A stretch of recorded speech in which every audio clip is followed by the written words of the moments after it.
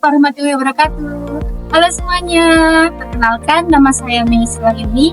Saya mahasiswi Prodi Perbankan Syariah Universitas Islam Raden Ahmad Malang. Pada kesempatan kali ini, saya akan mensosialisasikan terkait pentingnya kesadaran pajak bagi generasi muda demi keberlangsungan pembangunan negara. Kalian, jalan raya, rumah sakit, sekolah-sekolah, serta seluruh fasilitas umum yang disediakan oleh pemerintah dan pembiayaan aparatur negara serta sistem pertahanan keamanan di Indonesia itu menggunakan dana APBN loh. Sudah tahukah kalian apa APBN itu? Ya, APBN itu anggaran pendapatan dan belanja negara. Jadi pendapatan negara itu berasal dari 3 sumber. Yang pertama dari penerimaan pajak, yang kedua dari penerimaan bukan pajak, yang ketiga dari penerimaan bukan. Nah, di sini pajak itu merupakan sumber yang paling dominan dalam pendapatan negara. Lalu, apakah kalian sudah tahu apa itu pajak? Yuk, mari kita bahas bersama sambil saya sosialisasikan kepada teman-teman saya. Karena apa? Biasanya generasi muda itu masih suka abai loh sama yang namanya pajak. Yuk, ikuti saya.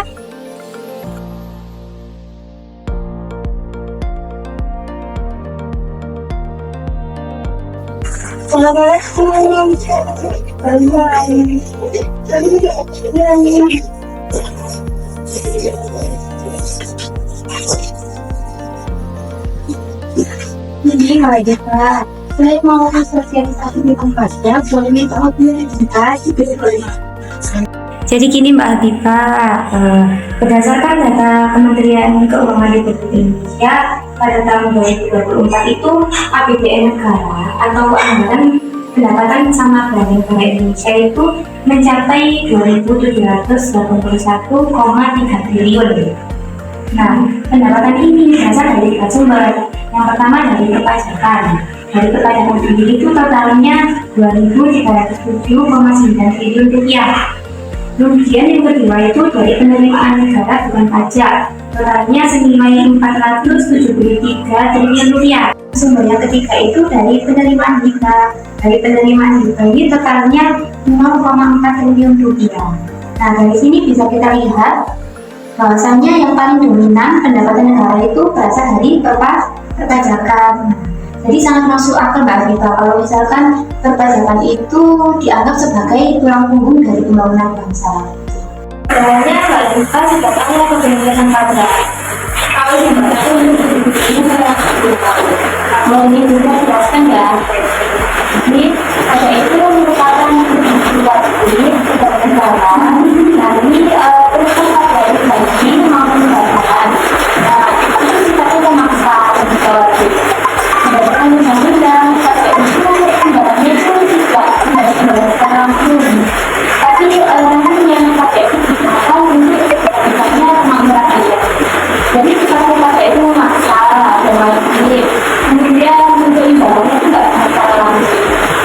Jadi ukurannya itu pajak masuk APBN itu masuk bersama dengan penerimaan pajak yang lain. Jadi nanti itu diberikan kepada pemerintah pusat dan pemerintah daerah. Nah, dari penerimaan pajak daerah nanti itu digunakan untuk membiayai seperti infrastruktur, daerah, kemudian fasilitas rumah sakit, kemudian fasilitas sekolah. Jadi intinya pajak itu nggak langsung mendapatkan imbalan, tidak membayar pajak akan ditambah sebenarnya itu tidak begitu. Jadi itu yang dimaksud pajak. Apakah Mbak Nurul ini? Jadi pajak itu ada di sini ya. Ya, jadi pajak itu ada jenisnya. Pajak itu ada 2 jenis. Yang pertama itu pajak pusat sama pajak daerah. Kalau pajak pusat itu pajak yang dikelola oleh pemerintah pusat. Nah, di sini tuh ada Direktorat Jenderal Pajak. Contohnya yang dikelola sama pemerintah pusat itu ada pajak penghasilan atau BPK.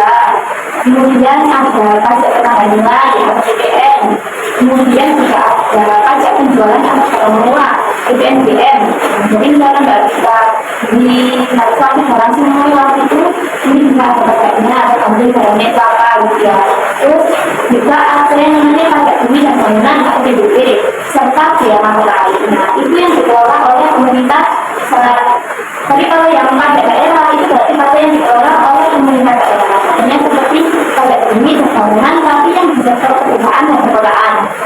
kemudian ada pajak iklan, kemudian ada pajak hotel dan restoran, itu juga dikelola oleh pemerintah daerah. Jadi kayak nggak di hotel atau restoran kan ada pajak yang berbeda ya. Nah itu masuk ke pajaknya daerah, itu sudah masuk ke pemerintah daerah seperti itu.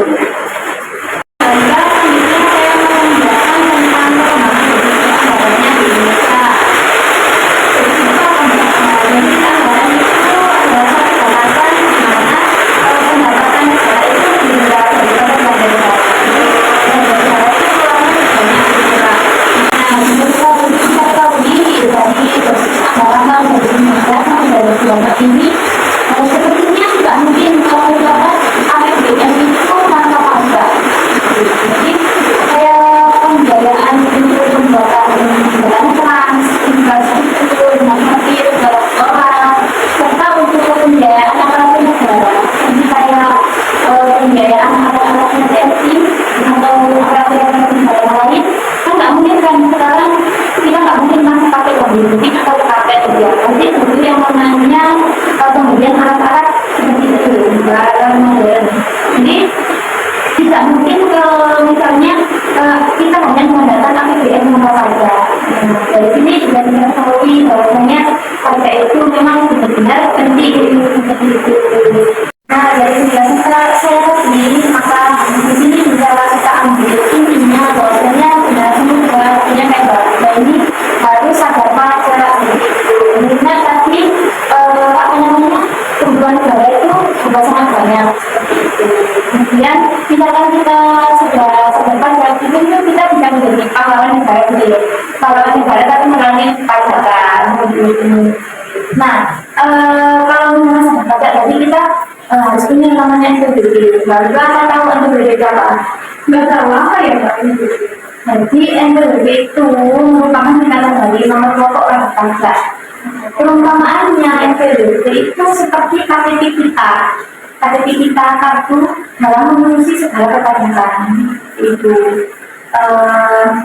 NPWP itu wajib bagi orang yang wajib pajak. Misalnya, yaitu untuk mengurusi segala perpajakan, mulai dari pembayaran, hingga laporan, semua itu butuh yang namanya NPWP. Jadi, Mbak Iba sama sekali belum tahu bentuknya NPWP itu seperti apa ya? Belum tahu. Baik, saya contohkan punya saya ini aja.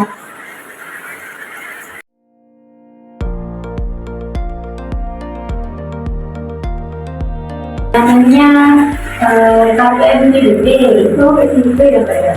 Ini ada nomornya, ini nomor NPWP-nya kita.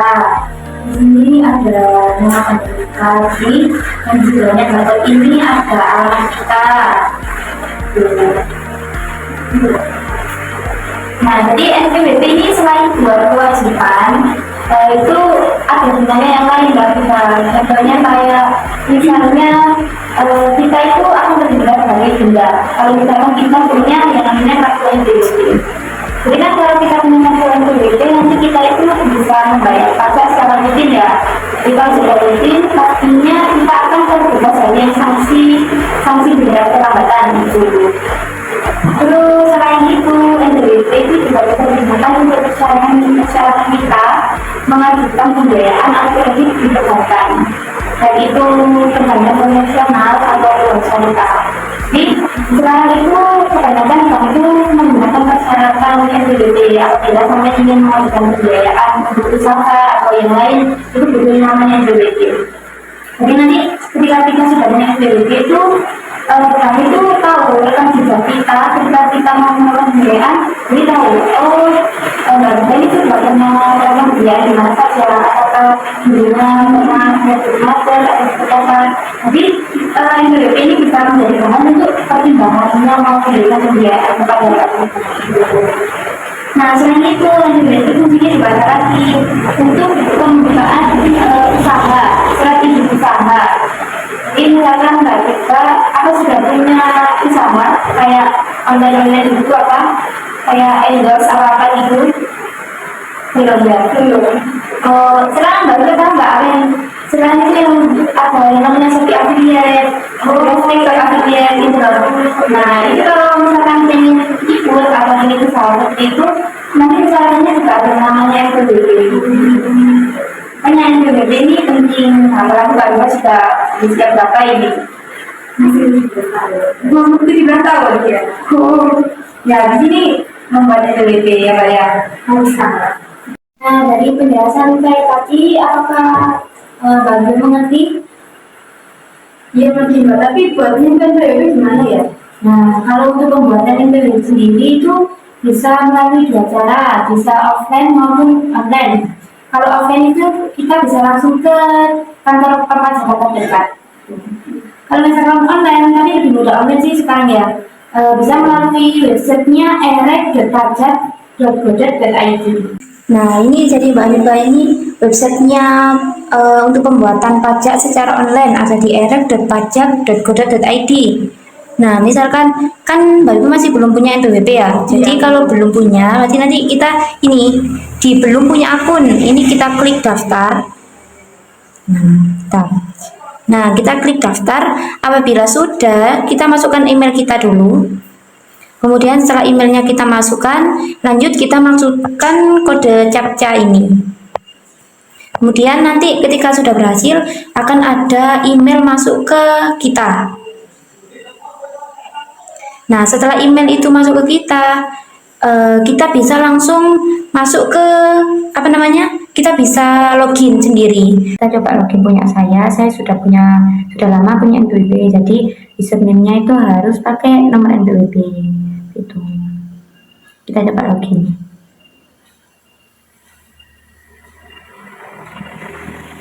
Nah, ini Mbak Rifa bisa dilihat ya. Ini dashboardnya NPWP saya. Jadi ini nama saya, terus ini jenisnya, ini wajib pajak orang pribadi. Jadi milik saya pribadi. Tuh. Nah, nanti kalau misalkan Mbak Rifa masih buat baru, nanti di sini tuh kita bisa minta token. Setelah minta token, setelah di ACC nanti kita bisa ngedit identitas kita. Nanti ada beberapa yang perlu diedit.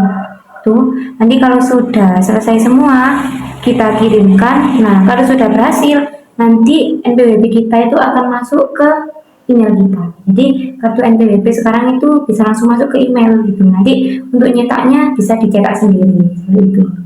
Kalau ini punya saya, belum punya saya ini sudah terdaftar. Jadi mau saya contohkan itu sudah tidak bisa. Gitu. Nah, ini sudah paten seperti ini. Jadi ini NPWP saya statusnya sudah diterima. Gitu.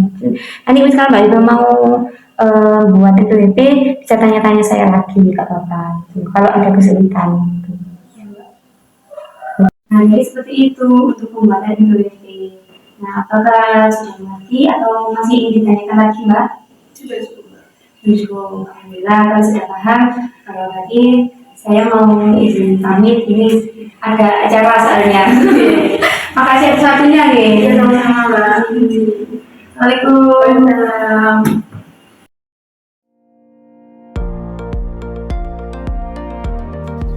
Alhamdulillah teman-teman, saya sudah selesai sosialisasi kepada teman saya. Nih, yuk buat kalian yang belum punya NPWP segera mengurus ya, karena ini bukan soal kewajiban saja, tapi tentang kesadaran diri kita terkait perpajakan yang ada di Indonesia. Yuk jadi pahlawan Indonesia melalui perpajakan. Sekian, bye-bye.